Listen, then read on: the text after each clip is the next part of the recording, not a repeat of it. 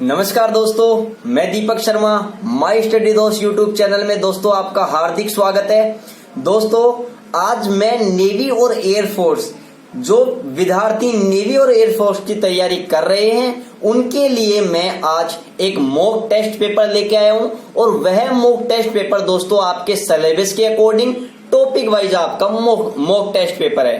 ठीक है दोस्तों, आज अपना टॉपिक है इलेक्ट्रोस्टैटिक्स, स्थिर वैद्युतिकी। दोस्तों आज हम स्थिर विद्युतिकी का जो मॉक टेस्ट पेपर 01 है, आज उसके क्वेश्चंस के बारे में अपन डिस्कस करेंगे। ठीक है दोस्तों, तो दोस्तों सबसे पहले क्वेश्चन अपने पास आता है।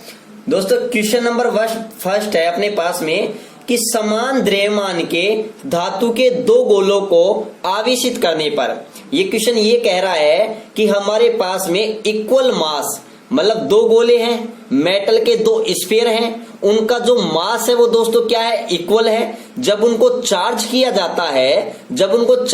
जाता है तो धनावेशित गोले का द्रव्यमान अधिक हो जाता है। मतलब जिस गोले पर पॉजिटिव चार्ज है क्या उसका मास इंक्रीज हो जाता है, या फिर दोनों गोलों का, दोनों स्फीयर का जो मास है वो इक्वल रहता है, या फिर वह गोला जिस पर नेगेटिव चार्ज है उसका मास इंक्रीज होता है, या नन ऑफ दीज, उपरोक्त में से कोई नहीं।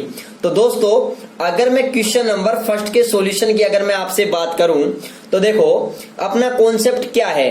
अपने पास में देखो दोस्तों दो गोले हैं, माना एक गोला ए है और दूसरा गोला दोस्तों अपने पास में क्या है, बी गोला है। ठीक है, जब ए गोले को क्या किया जाता है, माना ए गोले को अपन कैसा चार्ज कर रहे हैं दोस्तों, पॉजिटिव चार्ज कर रहे हैं। जब ए गोले को अपन पॉजिटिव चार्ज करते हैं तो ए गोले पर कैसा चार्ज आ गया दोस्तों, पॉजिटिव चार्ज आ गया। ठीक है, जब पॉजिटिव चार्ज आता है तो इसका मतलब दोस्तों आप क्या समझते हो, पॉजिटिव चार्ज कब आता है, जब इलेक्ट्रॉन त्याग दिए जाते हैं, इलेक्ट्रॉन डोनेट किए जाते हैं। जब इलेक्ट्रॉन की क्या होती है दोस्तों, कमी होती है। ठीक है ना, इलेक्ट्रॉन बहुत डिक्रीज हो जाती है, इलेक्ट्रॉन की कमी हो जाती है। या फिर मैं कहूं अगर गोला है जो इलेक्ट्रॉन डोनेट कर देता है, त्याग देता है, तो गोले के अंदर इलेक्ट्रॉन की कमी हो जाएगी और इलेक्ट्रॉन की कमी ही दोस्तों क्या कहलाती है, पॉजिटिव चार्ज कहलाती है। तो दोस्तों अगर इलेक्ट्रॉन की कमी हो जाएगी तो इसका मास होगा वो भी क्या हो जाएगा, कम हो जाएगा, या फिर मैं कहूंगा मास डिक्रीज हो जाएगा।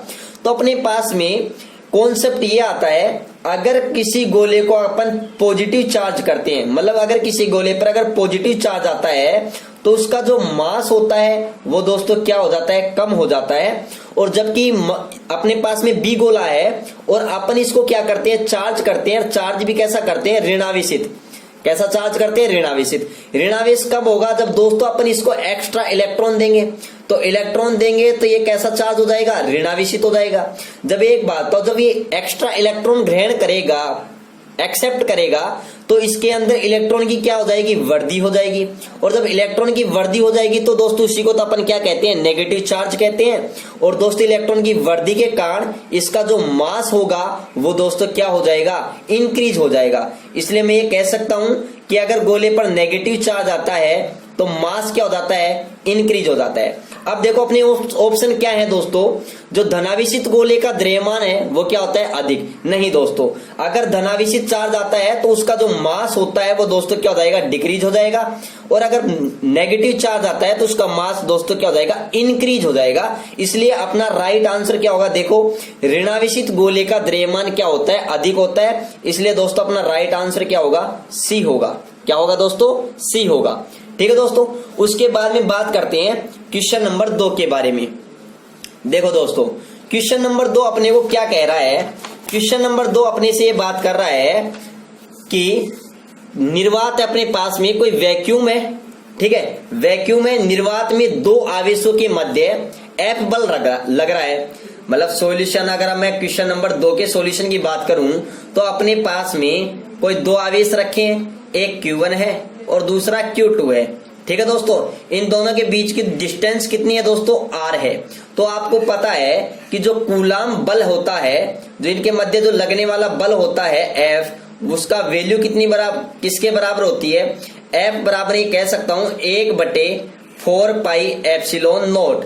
क्योंकि दोस्तों ये दोनों आवेश कहां रखे हैं, निर्वात में रखे हैं। इसलिए निर्वात की जो प्रिमिटिविटी होती है उसको किससे इंडिकेट करते हैं, एप्सिलॉन नॉट से इंडिकेट करते हैं। ठीक है, तो फोर्स का मान क्या होगा, F बराबर 1/4 pi epsilon not Q1 into Q2 upon R square.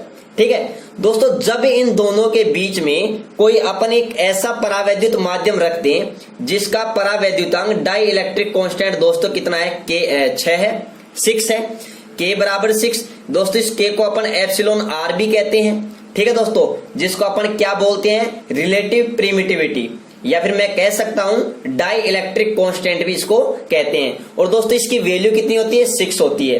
ठीक है, तो मैं अगर आपको बता दूं कि अगर किसी माध्यम के अंदर बात कर रहे हैं तो देखो डायरेक्टली फॉर्मूले से अगर मैं बात करूं तो किसी माध्यम के अंदर जो कूलाम बल होता है F, वो निर्वात F निर्वात बटे, या फिर मैं कह सकता हूं K डाई इलेक्ट्रिक कांस्टेंट। ठीक है, या फिर मैं इस K को अपन किससे इंडिकेट कर सकते हैं, एप्सिलॉन R से भी इंडिकेट कर सकते हैं, जिसको अपन रिलेटिव प्रिमिटिविटी कहते हैं, आपेक्षिक विद्युतशीलता कहते हैं। और दोस्तों निर्वात के अंदर बल अपने को कितना दिया गया है, F दिया गया है, F, और K की वैल्यू अपने को कितनी दी गई है, 6 दी गई है। तो F/6 या F/6 अपना क्या होगा दोस्तों, आंसर होगा। तो ये अपना पास बी आंसर होगा। दोस्तों यहां से मैं आपका एक और कॉन्सेप्ट क्लियर करना चाहता हूं, और वो कॉन्सेप्ट क्या है कि जो कूलाम फोर्स है, कूलाम फोर्स का वैक्यूम में मैं बात करूं, वैक्यूम में मतलब मैं बात करता हूं निर्वात में, जिसको अपन क्या कहते हैं, वैक्यूम कहते हैं।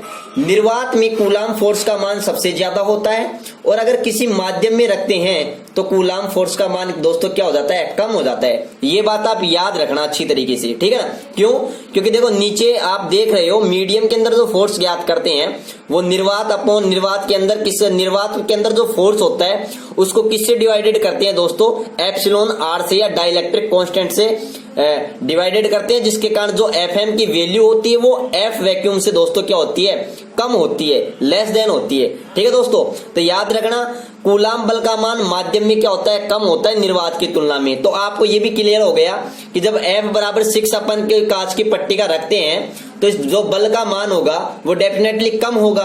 तो या तो F/6 होगा या F/36 होगा। ठीक है ना, F/36 होगा। तो यहाँ पर K का वैल्यू कितनी है, 6। तो दोस्तों डायरेक्टली तो याद रखना अपने एक कॉन्सेप्ट और याद रखना। तो एक कॉन्सेप्ट तो अपना एक हो गया कि निर्वात में सबसे ज्यादा होता है, माध्यम में कम होता है। दोस्तों एक और बात ये याद रखना, कूलाम बल का मान सबसे कम किसमें होता है, अगर यहां मैं दोनों आवेशों के बीच में मीडियम कोई सुचालक रख दूं या फिर मैं कोई कंडक्टर रख दूं, चालक रख दूं, तो उसका मान, उसके अंदर कूलाम बल का मान दोस्तों और भी क्या होता है, कम होता है। और दोस्तों ये मोस्ट इंपोर्टेंट आपके लिए दोस्तों क्या है, पॉइंट है। ठीक है ना, तो जैसे अगर मैं आपको ये कहूं कि देखो, क्योंकि दोस्तों अगर मैं आपको बताऊं, क्योंकि जो सुचालक, जो कंडक्टर होते हैं उनके लिए जो डाई इलेक्ट्रिक कांस्टेंट होता है K, या जिसको मैं निरपेक्षिक विद्युतशीलता भी कहता हूं, रिलेटिव प्रिमिटिविटी भी बोलता हूं, इसकी वैल्यू दोस्तों कितनी होती है, अनंत होती है, जिसके कारण Fm/F0, और यहाँ पर K की वैल्यू सुचालक है तो कितनी आ जाएगी, इन्फिनिटी आ जाएगी। तो यहाँ पर इसका मान कितना हो जाएगा दोस्तों, 0 होगा। तो आप ये भी याद रखना, अगर कोई मीडियम है, वो कंडक्टर बीच में कोई धातु की या कोई मेटल की कोई प्लेट रखते हैं तो वहां पर जो फोर्स होगा उसका मान दोस्तों क्या हो जाएगा, 0 हो जाएगा। ये दोस्तों डायरेक्ट कॉन्सेप्ट आप याद रखना, क्लियर रखना। ठीक है दोस्तों, ये बात क्लियर। तो यहां पर अपना आंसर दोस्तों क्या होगा, बी होगा। ठीक है दोस्तों, अब मैं नेक्स्ट आगे बढ़ता हूं, नेक्स्ट देखता हूं क्वेश्चन नंबर 3 की ओर। क्वेश्चन नंबर 3 अपने पास दोस्तों क्या है, देखो क्वेश्चन नंबर 3 अपने को क्या कह रहा है कि दो आवेशों के मध्य की दूरी 8 सेंटीमीटर से घटकर 2 सेंटीमीटर, मतलब पहले दो आवेश थे, उनके बीच की जो डिस्टेंस थी वो, जैसे मैं यहाँ पर सोल्व करके बताऊं आपको कि देखो यहाँ पर एक क्वेश्चन नंबर 3 ये कह रहा है कि अपने पास में कोई भी दो चार्ज हैं, एक का मान Q1 है, एक का मान Q2 है, इन दोनों के बीच की डिस्टेंस R है। ठीक है, तो आपको पता है जो कूलाम फोर्स है वो दूरी के वर्ग के व्युत्क्रमानुपाती होता है। मतलब मैं कहूं कि दोनों चार्ज है उनके बीच की जो डिस्टेंस होती है उसके स्क्वायर के एंटी प्रोपोर्शनल होता है। मतलब मैं कह सकता हूं कि अगर दूरी बढ़ेगी तो फोर्स का मान दोस्तों घटेगा। दूसरी बात मैं यहां से ये भी बोल सकता हूं, अगर मैं ये कहूं कि F1 फोर्स लग रहा है दो आवेशों के बीच में और उनके बीच की दूरी अगर r1 है तो r1 की स्क्वायर होगी। इसी प्रकार से मैं कह सकता हूं F2 है तो उनके बीच की दूरी अगर r2 है तो r2 की स्क्वायर होगी। तो अपने पास में एक फॉर्मूला बन गया, क्या बन सकता है कि F2 अपॉन N1 F1। तो देखो यहाँ पर व्युत्क्रमानुपाती है तो आप याद रखना 2 है तो यहाँ पर क्या आएगा 1 और 1 है तो यहाँ पर क्या आएगा 2 और दूरी क्या चल रही है स्क्वायर। तो अपने पास देखो ये फॉर्मूला बन गया, ठीक है ना। अब देखो अपने को क्वेश्चन में क्या कहा है, अपने को क्वेश्चन में ये कहा है दोस्तों कि अपने पास में जो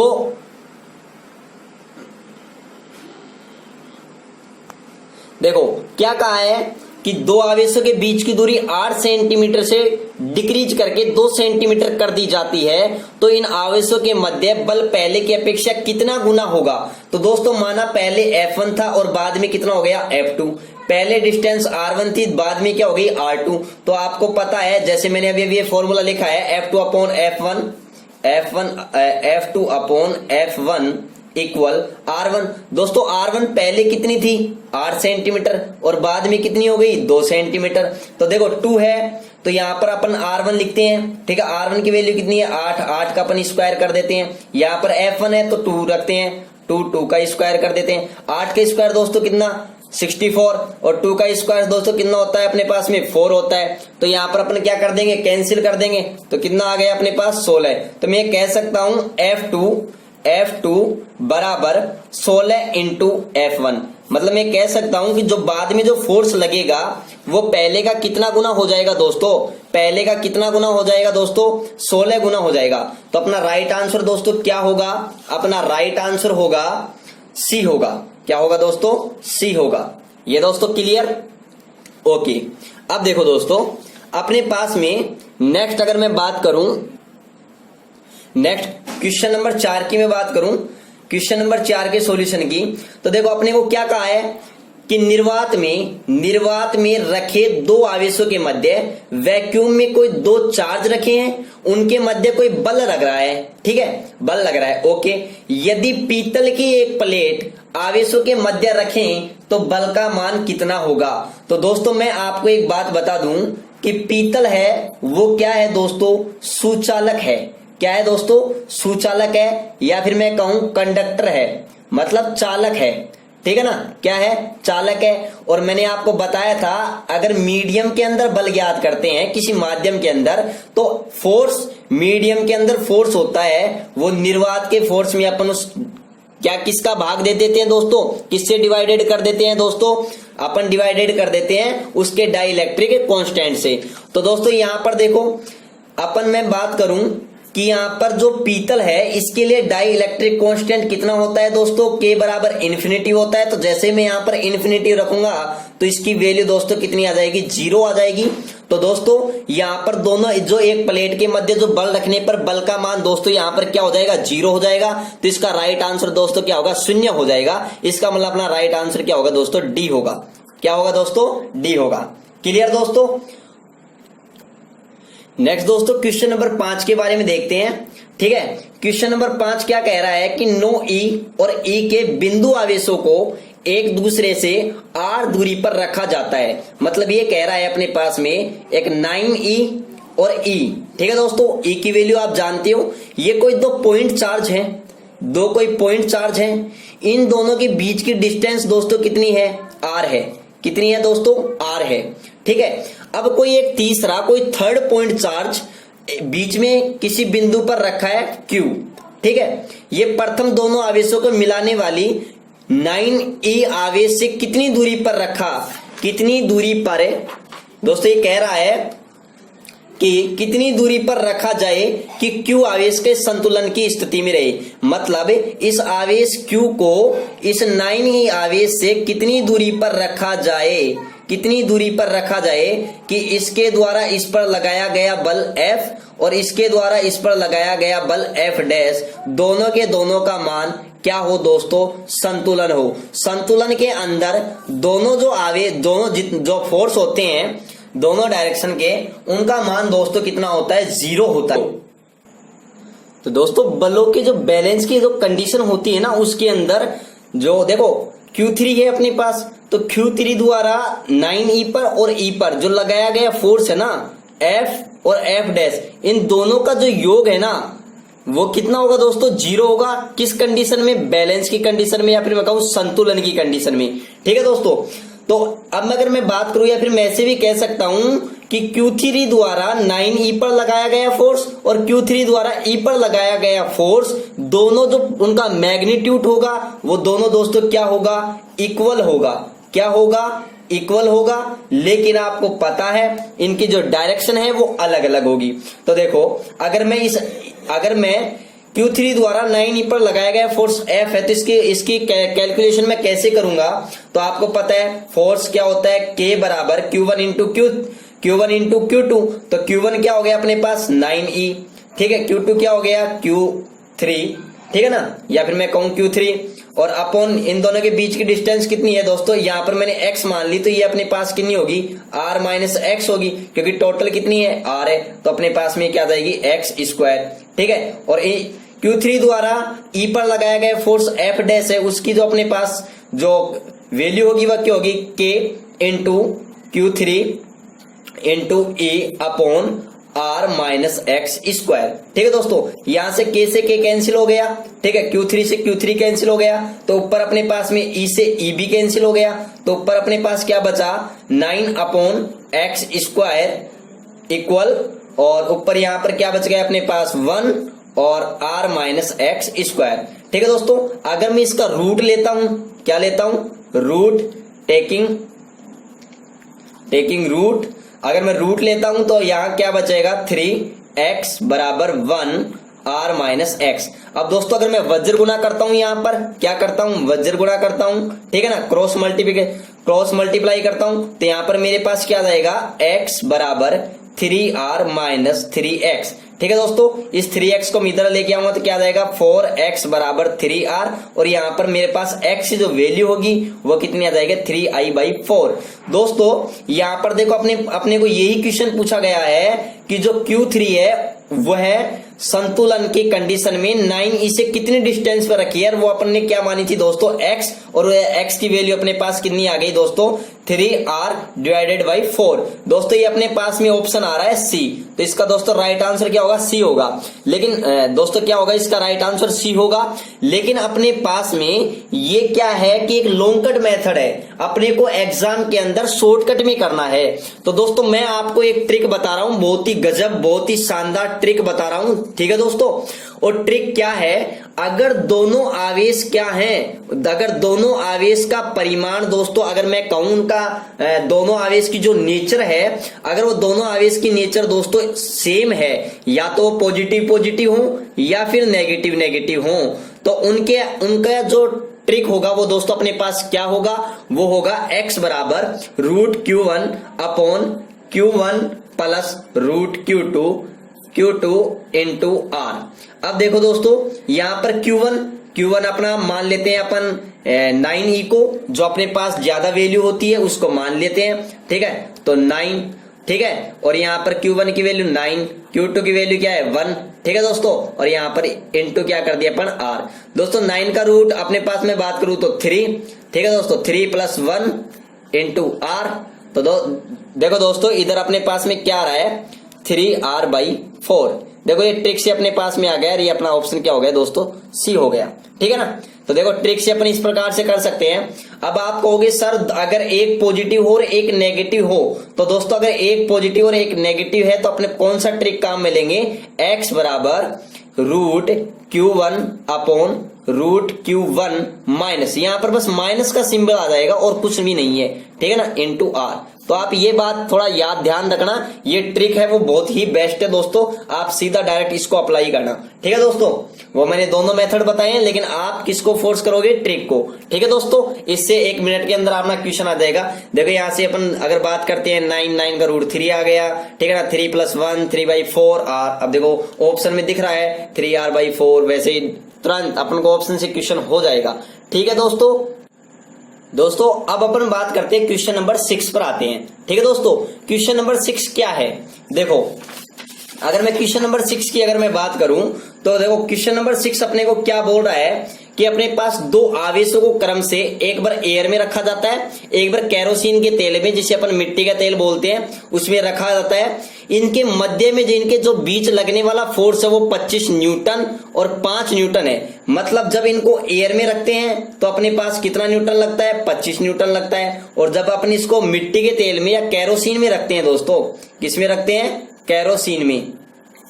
केरोसिन में, तो इनके बीच में जो फोर्स लगता है वो कितना लगता है, 5 न्यूटन लगता है। तो अपन को क्या पूछा है, अपने को ये पूछा है डाई इलेक्ट्रिक कांस्टेंट, जिसको अपन K से इंडिकेट करते हैं। तो दोस्तों आपको बिल्कुल क्लियर है, मैंने जस्ट अभी बताया था कि किसी माध्यम के अंदर जो फोर्स होता है Fm बराबर वो F0 निर्वात upon K dielectric constant के बराबर होता है। अपन को क्या कैलकुलेट करना है, K।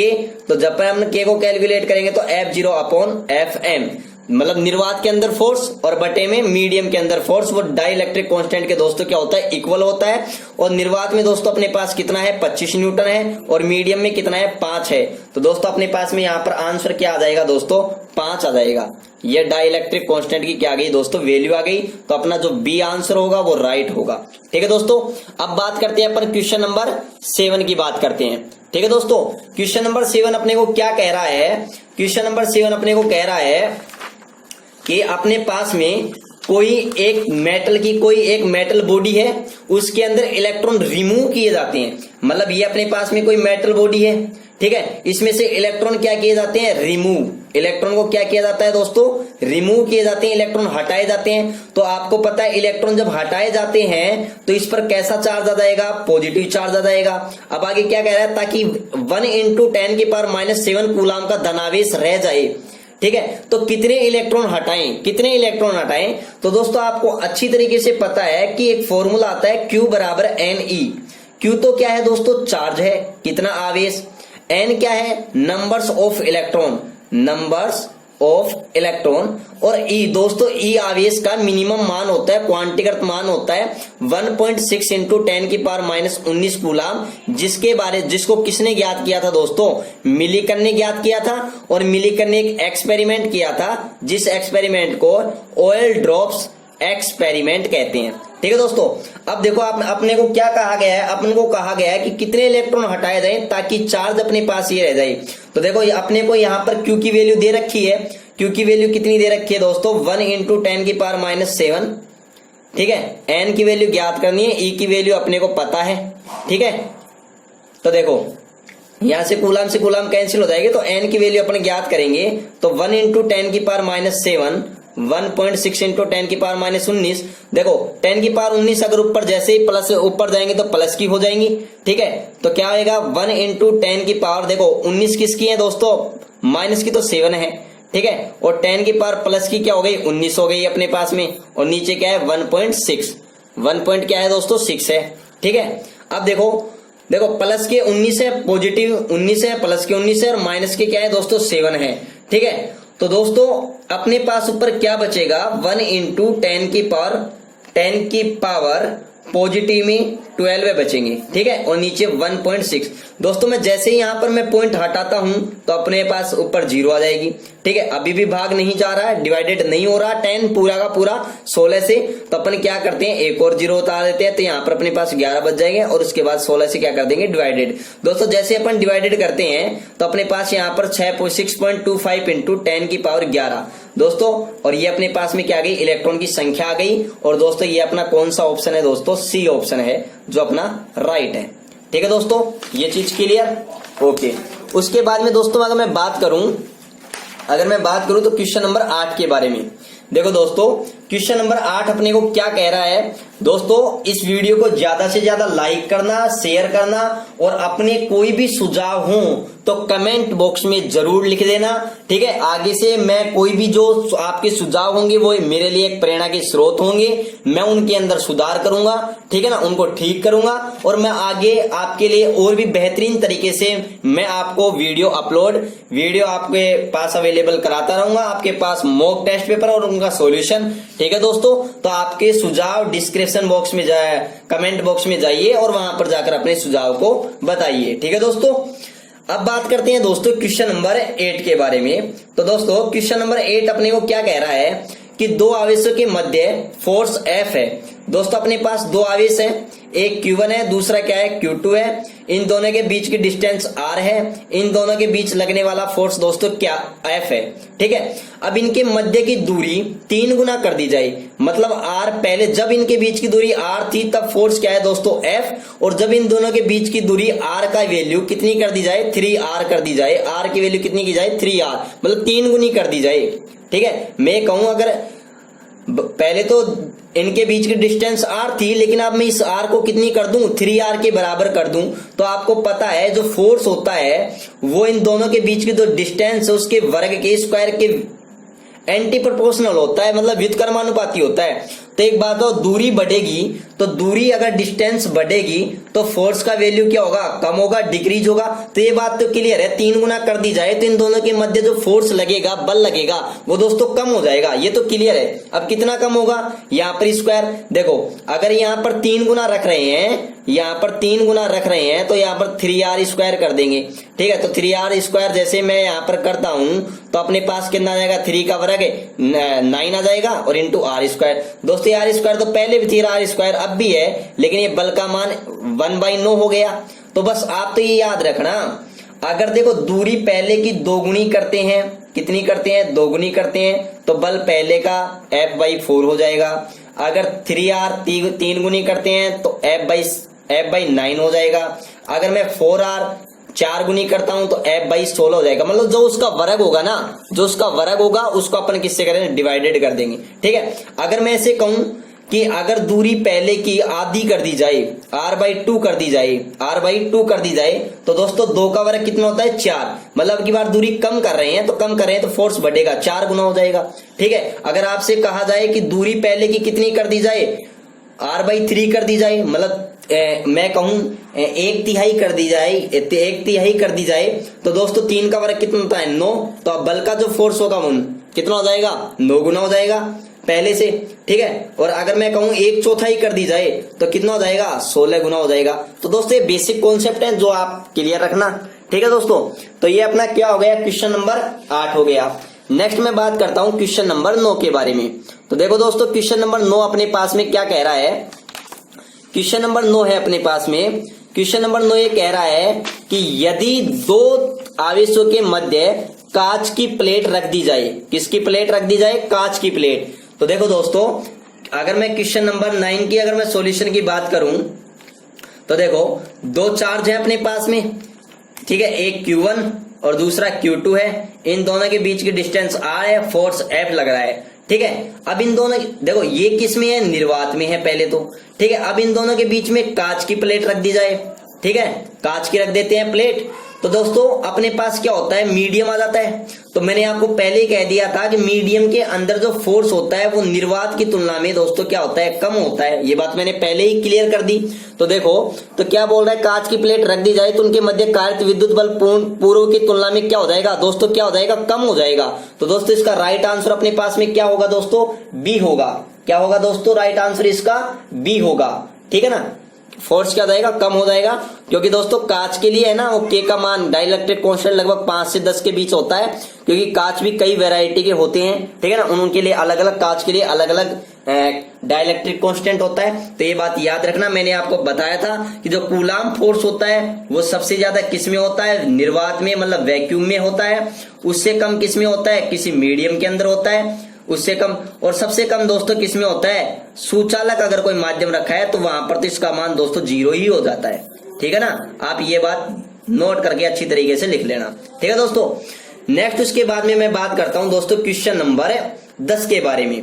दोस्तों क्वेश्चन नंबर 10 अपने को क्या कह रहा है, क्वेश्चन नंबर 10 बहुत अच्छा क्वेश्चन है कि वायु में स्थित इकाई धनावेश से, मतलब यूनिट पॉजिटिव चार्ज से निकलने वाला टोटल जो इलेक्ट्रिक फ्लक्स है, टोटल इलेक्ट्रिक फ्लक्स है, उसकी दोस्तों अपने को क्वेश्चन क्या कह रहा है कि एयर में, वैक्यूम में, या फिर मैं कहूं सॉरी एयर में कोई यूनिट पॉजिटिव चार्ज रखा है, उससे जो निकलने वाला जो टोटल इलेक्ट्रिक फ्लक्स है उसकी वैल्यू कितनी होगी। तो दोस्तों पहले तो मैं आपको बता दूं, अगर मैं किसी बंद पृष्ठ से निकलने वाला जो विद्युत फ्लक्स है या विद्युत बल रेखाओं की संख्या है वो कितनी होती है, E vector dot D S, या मैं डी ए, जहां पर ये अनुप्रस्थ काट क्षेत्रफल है, इसका जो वैल्यू होती है दोस्तों वो गाउस के नियम के according Q upon epsilon not होती है। अब देखो यहाँ पर अपने को क्या कहा गया है, इकाई धनावेश मतलब यूनिट पॉजिटिव चार्ज, मतलब यहाँ पर Q की वैल्यू कितनी है 1 है, ठीक है। तो 1 अपॉन क्या गया दोस्तों एप्सिलॉन नॉट। अब 1 अपॉन एप्सिलॉन नॉट का अपना ऐसे भी लिख सकते हैं एप्सिलॉन नॉट इनवर्स, क्या लिख सकते हैं एप्सिलॉन नॉट इनवर्स। और दोस्तों आप देख रहे हो अपना आंसर क्या आ रहा है, ये बी ऑप्शन अपना आंसर आ रहा है, ठीक है दोस्तों।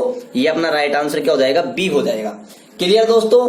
तो दोस्तों मैंने आपको एक क्वेश्चन नंबर 10 अपने जो 10 क्वेश्चन थे न्यूमेरिकल्स टाइप क्वेश्चन थे जो मैंने आपको कवर करवा दिए हैं, ठीक है दोस्तों। फिर भी अगर आपको कोई डाउट हो तो कमेंट बॉक्स में जाइए और वहां जाकर जिस भी क्वेश्चन में अगर आपको डाउट हो तो उस क्वेश्चन में कमेंट कीजिए, मैं आपको बिल्कुल क्लियर करूंगा। और दोस्तों आपको वीडियो में कोई भी अगर सुझाव नजर आ रही है कि सर वॉइस प्रॉब्लम है या एनीवे कोई भी प्रॉब्लम है तो कमेंट बॉक्स में जाइए और अपने कमेंट को लिखिए, ठीक है दोस्तों। मैं आने वाले वीडियो के अंदर उसको सुधार करूंगा और आगे से आपको और भी बेहतरीन तरीके से अच्छे से मैं आपको दोस्तों वीडियो अवेलेबल कराऊंगा, ठीक है दोस्तों। मैं ऐसे ही आपके लिए मॉक टेस्ट पेपर अवेलेबल कराता रहूंगा, ठीक है दोस्तों। धन्यवाद। और ज्यादा से ज्यादा इस वीडियो को दोस्तों लाइक करना, शेयर करना, आप ज्यादा से ज्यादा अपने दोस्तों के पास दोस्तों क्या करना, शेयर करना। धन्यवाद, थैंक यू।